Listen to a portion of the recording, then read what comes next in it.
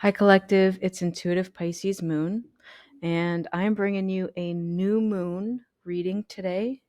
We do have the new moon in Aquarius upon us, so we're going to read on what that entails and then pull some cards and see what we have at the end here.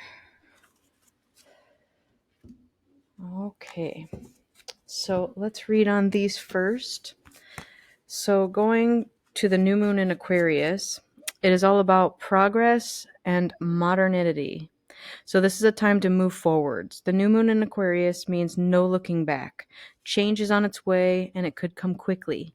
Whether you get the change you want depends both on whether you believe that you can have it and how much you're relying on others to bring it to you. This card comes with a suggestion that you may need to do things independently on your own, but be loving, not too pragmatic. Time may be of the essence when this card comes up. Aquarius energy has an electric feel to it. Certainly, there is a sense that you need to let go of the past and move towards your future as soon as possible. So, this may mean that you need to be more detached from a situation. Thinking outside the box will bring a solution. More pragmatism is called for. Improve your karma by doing some charitable work. Aquarius is the sign of invention, modern advances in technology, and humanity. Its energy is a little brittle, it's individual, scientific even, and relatively emotionally detached. Many people think Aquarius is a water sign because the Aquarius symbol is the water bearer, but it's actually an air sign and is far more about intellect than the emotional water signs, as is this card. No matter when you draw it, dropping convention works well with this energy. Okay, so that's more specific to the new moon in Aquarius. And just to get a little more specific with that, so it does say that we're in a dormant energy and revision may be needed at this time. So let's read on that one. There is no visible moon in the sky during this phase. Her luminous face is turned away from the earth, and only at the time of an eclipse can you see that she is still there. Traditionally, this is a period when nothing good happens. It is a time to revise your ideas and consider the direction that your life is taking. The desire to do something different, wild, or even outrageous is strong.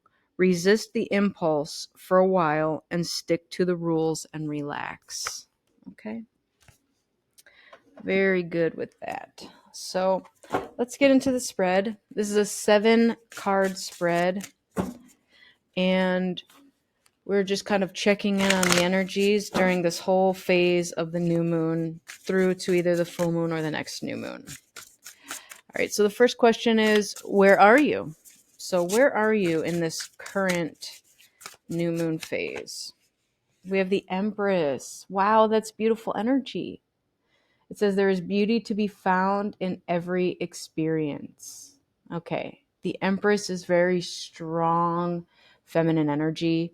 She has fertility. She creates what she desires. She manifests everything that she needs and wants in life. I mean, just beautiful energy right there. All right. I think we're all doing pretty well, considering that that's where we currently sit. Okay, the next question is, what needs to be seen? So in this new moon, what needs to be seen? The Three of Cups. So it says, come together with your coven. I don't know if any of you relate to that. This could just also be a group of friends. So maybe you've been in a hermit mode and you haven't really been going out and hanging out with your friends as much or your family. So this is kind of just a sign to come together, celebrate things. Even if it's just little milestones in your life, it's time to go out and celebrate with your friends. And then the next question is, this is what needs to be released. So what during this new moon needs to be released? Okay, we got a couple. So let's just look at them. We have the Queen of Cups. So honoring your emotions is one of the highest forms of self-care. The Sun, give yourself permission to experience joy. The Hierophant, tradition is important, but it doesn't have to be everything. And the Five of Pentacles, nothing is ever as hopeless as it seems. Okay. So I'm seeing that this is a lack mentality that we need to let go of. We need to release this. And then as far as the tradition, so one of the things we read earlier about the sign of Aquarius, where it does say, you want to be doing radical things, but now may not be the time to do that. And it says to be more in a traditional sense. So maybe we need to let go that we have to be so radical or that we have to be so traditional. There could be a happy medium. And that's what I'm seeing with this. And then as far as the Queen of Cups and the Sun, I mean, these aren't things I would see that we need to release unless you're hanging on too much of this and you're not being as practical. So maybe you are too much in an emotional state and you need to kind of come back down to earth. So it could be that. Okay.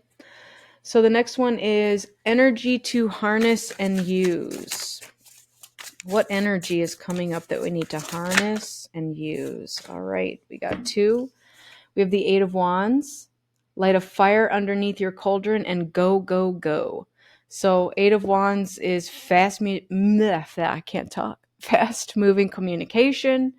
Could be opportunities coming towards you, messages, things of that nature. So it does say go, go, go. And then we have the Queen of Pentacles. So there's no need to sacrifice. You can have it all. So this goes back to that lack mentality. Yes, you're okay to be in your emotional phase of yourself, but also know that you can have the pentacles too to go along with it. So it's okay to be emotional and to, go with your intuitive emotional side, but this is also saying stay balanced while also maintaining earthly things. Okay? You can have it all. No need to sacrifice. That's what it's saying. All right, and then the next one is where to focus your attention. So where do we need to focus our attention during this new moon in Aquarius? 9 of Wands. It would take a hell of a lot more to defeat you. Okay. So heavy burden. If that's something we need to focus on, either it's heavy burden that we're carrying around ourselves and need to let go. Maybe it's something from our past that doesn't serve us any longer, so we need to just let it go. This could be heavy burdens you're carrying for other people. So that might also be something to just let go of. Maybe they're not our problems, but we're carrying them anyways. Maybe we feel obligated to. I'm not sure what the resonance will be for everyone on this card, but it's saying that, burdens are burdens and we can either choose to carry them or we can let them go. And this is saying that we need to let them go. Okay. So the next one is new opportunity. So where are we going to see a new opportunity during this new moon?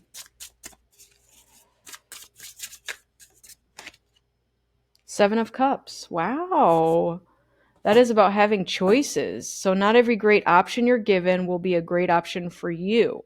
Now, being that this is a new opportunity, this can be considered a card that says, okay, there's too many options. I'm confused now. There's too much.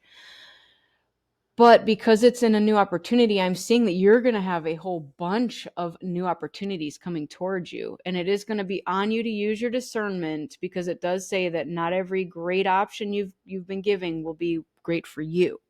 So you have to decipher between what's coming towards you, what's going to work for you in your situation, and what's not. Okay. And then lastly, let's get into what needs to grow. So during this new moon, what within the collective needs to grow? Judgment. All signs say that you're exactly where you're supposed to be. Okay. So to me, that is trusting. Trusting in your path, trusting in what you're choosing, just trusting in everything in general. This is saying you're exactly where you're supposed to be. Judgment can also be putting judgment on things in your life. So again, if it's that lack mentality, We don't want to be sitting in that. So that's a judgment call to say, I don't want that in my life. I let go of it. Or these burdens.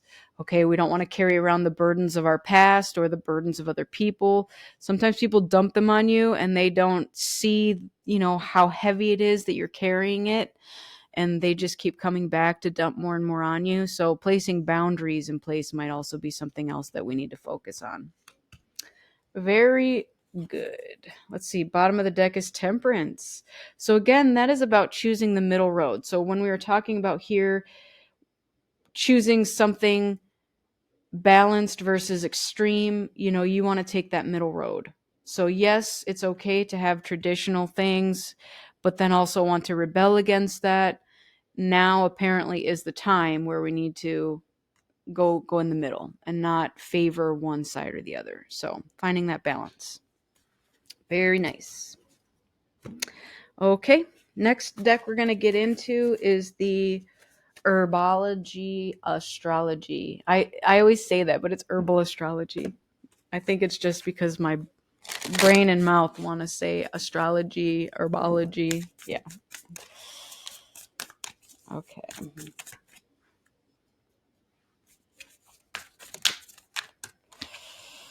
We have Echinacea, which is destiny, Dandelion, which is wounded healer, and Tulsi, which is wealth. Oh, yes. And then bottom of the deck, Babansana, which is trust. So we are trusting in our path and our journey. Great. Let's read on these. All right, so let's go to Echinacea. I opened right to it. I love that. I'll do that every single time because it's just amazing when that happens. I love it. So upright, this is like the wheel of fortune or the wheel of change, life cycles, destiny, bigger vision, fortune, and fate. In the reverse, if it were upside down, it stands for karma, clinging to control, unwelcome change, cycles of suffering, and a change is due. The astrological ruler is Jupiter and Pluto. In many Native American people consider echinacea to be protective spirit medicine. Some of the root is often included in medicine pouches worn around the hip or neck. The Navajo consider echinacea to be a life medicine, one of the 40 ceremonial plants used for specific healing rituals. On the Great Plains, echinacea, washes, and poultices are favored to dress wounds, infections. I'm so sorry. As provide pain relief for sore or torn muscles. The seeds and roots of the variety known as pale purple cornflower were popularly used in a decoction to cure colds and flus, reduce fevers, soothe burns and boils, and treat arthritis and rheumatism. Many Native American tribes also called it snake root, as it was used as an anti-venom for rattlesnake bites. In sweat lodge ceremonies, the roots were chewed to assist in purification and adaptation and to ease pain. The plant was strewn across hot coals to add the steam and was said to help participants withstand the heat. The Omaha Native American tribe would coat their hands in macerated echinacea root so that they could take hot food out of boiling pots without being burned by the heat. To this day, echinacea is used prominently worldwide and proven effective in fighting infections and combating colds, flus, and upper respiratory infections. Echinacea primarily tackles the liver, the blood, and stimulation of the immune system, all which falls under Jupiter's rulership. Jupiter herbs like echinacea have a powerful ability to prevent the damaging effects of stress on the organs, enabling deep protection in a multi-organ level. So the guidance for this card is the snake eating its tail. The Ouroboros is the wheel of change, resembling the cycles of life and death. The sun and moon orbit and spin the wheel of change, representing our earthly domain. The echinacea sprouting in the center represents evolutionary consciousness, unbound by the confines of destiny. Like the Wheel of Fortune, this card may signal a twist of fate, a time where something in life shifts us and reorients us elsewhere. Echinacea has shown up in your cards today to remind you that the universe is always in motion and that nothing is by accident.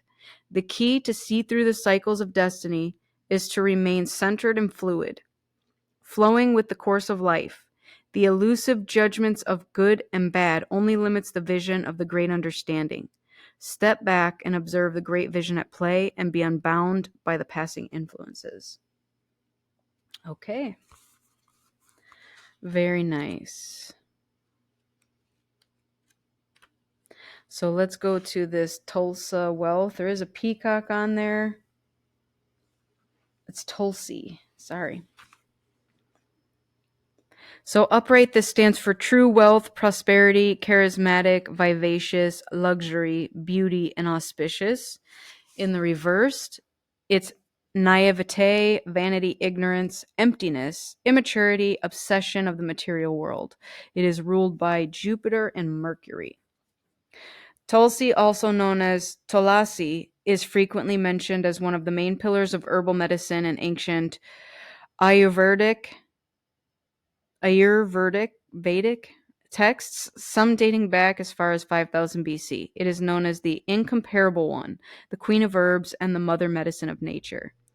In the ancient Vedic text, the Bhagavata Purana, and the queen of the herbs is noted as the plant embodiment of Lakshmi, wife of Vishnu, and known as goddess of wealth and generosity. In Hindu mythology, Tulsi is regarded as a living gateway between heaven and earth, and believed to be a manifestation of the divine within. Along trade routes from Asia to Europe, Christians used Tulsi in rituals and called it holy basil across cultures. Tulsi was regarded as a symbol of divinity and purity. Found in many Ayurvedic formulas, Tulsi regarded as Rasayana, master plants that assist in longevity and rejuvenation.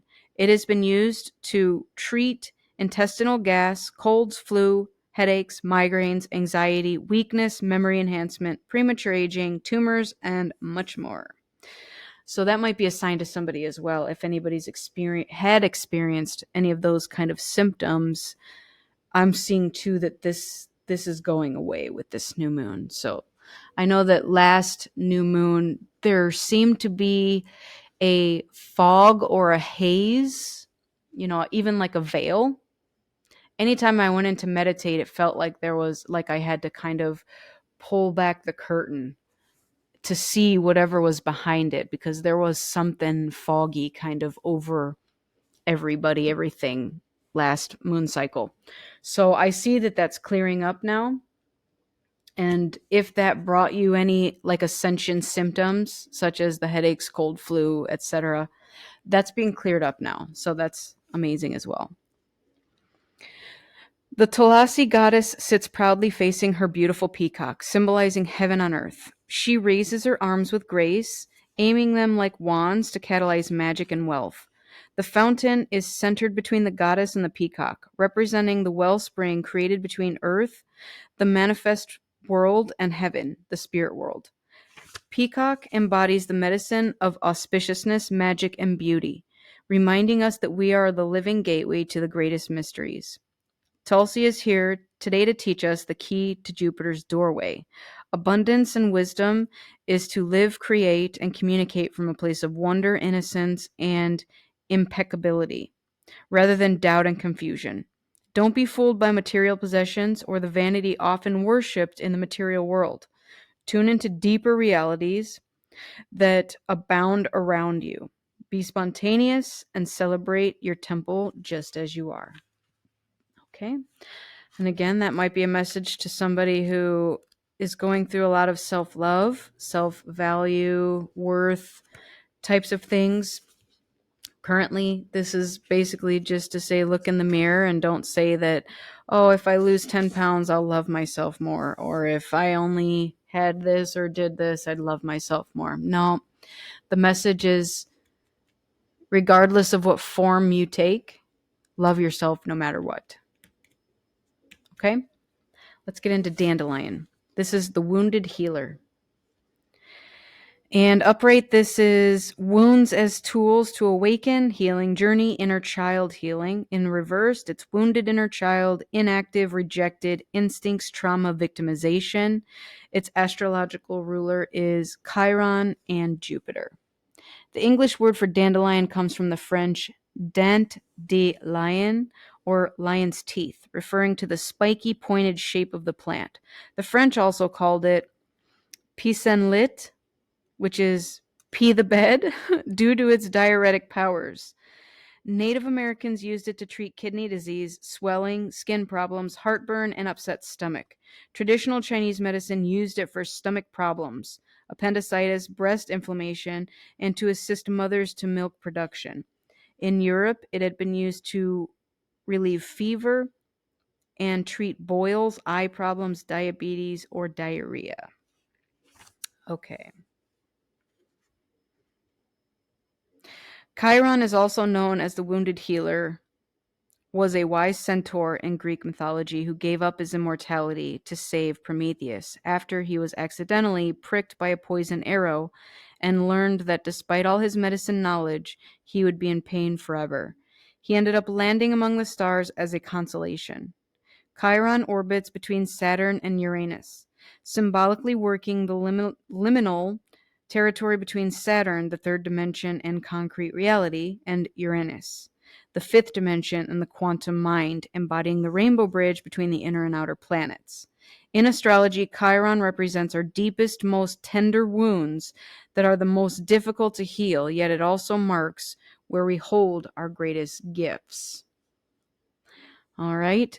Dandelion is here to remind you that you can thrive regardless of your circumstances. Take ownership over your wounds, find gratitude in the lessons, dive deep into the depths of your origins, and use your wounding to further define the purpose and healing that you're here to transmit and share with the world. Don't let your pain define your personality, but draw from it for strength and purpose. Like Chiron, you are born from the seeds of higher order and intelligence. Embrace this great healing power that you've been given and go beyond the outlined path. Okay?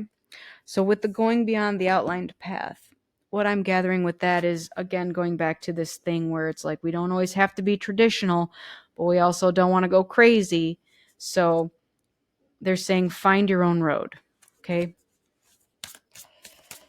All right. Now, this is the last one that I have for you in this reading.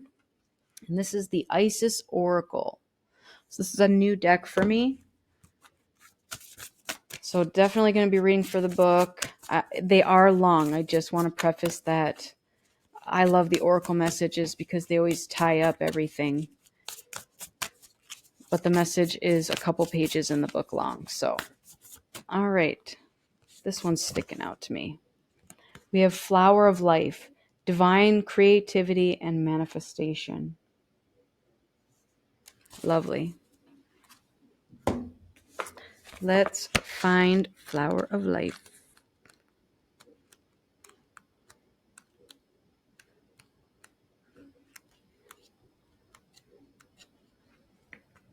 Okay.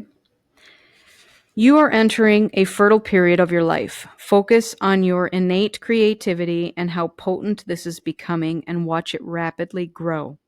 You are guided to think of yourself as a creative being and to surrender your control over how things will manifest and instead allow them to do so. Don't resist change. Instead, flow and let it happen. Now is the time for your blossoming. Your soul is hungering for creativity and manifestation of the beauty in your inner world, to witness it and live it in your physical world too. Much of your spiritual journey is directed into creative processes, and your creative powers are growing fast now. As you are gaining more potency in your creative flow, it is important that you use this growing ability wisely. Become aware of how easy and quick your thoughts and feelings are manifesting into conversations, situations, and responses from the universe. Notice how quickly your prayers are confirmed through signs and dreams. Intuitions and opportunities are opening up for you. You are becoming more and more swiftly that which you choose to think, feel, speak, and believe. This oracle suggests that the time is ripe for you to choose to align yourself with love each morning so that your thoughts will serve you well and the manifestations that you set in motion will be ones that enhance your life experience rather than more of what you do not want to experience. It can require time, habit, and consistency to change patterns of thought and behavior, but it can be done. You are guided now to allow yourself absolute and radical permission to detach from past thoughts and behaviors, to bear the challenge of not knowing who you are or how you will be on the other side of transformation in order to let it happen. The flower of life holds the secrets to allowing creative change and transformation of circumstances, manifestation, and healing in the easiest and most enjoyable ways possible. The flower of life contains repetitive patterns, each interlacing and interrelating to the other, like the holograph that contains the whole within each part.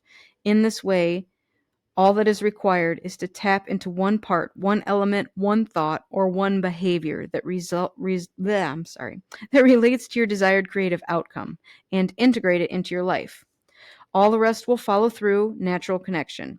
The ritual below will help you create in a powerful, focused way using the holographic power of the flower of life. So choose wisely what you would like to experience. Make sure in your heart you're willing to allow it to come to life, because once you do the ritual, your life will change and move to accommodate your intention. It is a powerful skill within you that is growing, and what you put in will return to you multiplied. So make sure that it is what you truly want.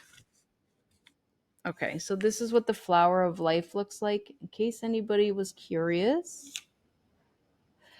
And here's what the ritual is.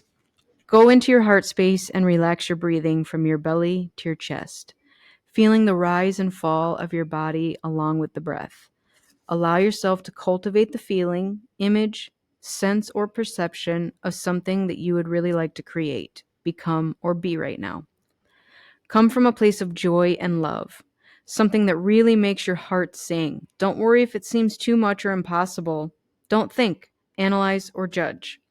Just feel with your heart and trust. Sit with your vision or feeling and then gaze at the pattern of the flower of life below. Holding the vision, feeling, or image in your hearts as you gaze at the pattern, absorbing the image internally. Take your time. Enjoy the fact that you are seeding your vision or feeling. Relax into it as much as possible. Keep your gaze soft and let it hover over the pattern, noticing small individual flowers, then how they link together and continue.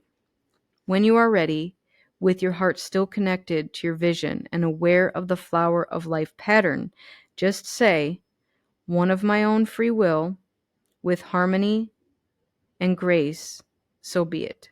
You can finish the ritual with the incantation below. So this is the incantation. Flower of life, circles repeating, manifestation now increasing, creativity flowing fast, with power of the universe vast. The whole within a grain of sand, manifestation forms from this hand. With unconditional love, so wise, uniting power of earth and skies. Flower of life, circles increasing, the energy grows through this speaking. So I think what I'm going to do is I'm actually going to put this image in there for you with that saying at the end so that you guys can do this on your own if you want to. But that is all I have for you. So I do really hope that this all enlightened you with the new moon energy and what's coming in and what needs to go. Again, this is so beautiful. You know, we are releasing burdens, we're releasing a lack mentality, we're finding a middle road, and we are manifesting wealth, abundance. I mean, just going on our destiny path. All of this just literally says to me that the world is your oyster, right? You have so many choices out there.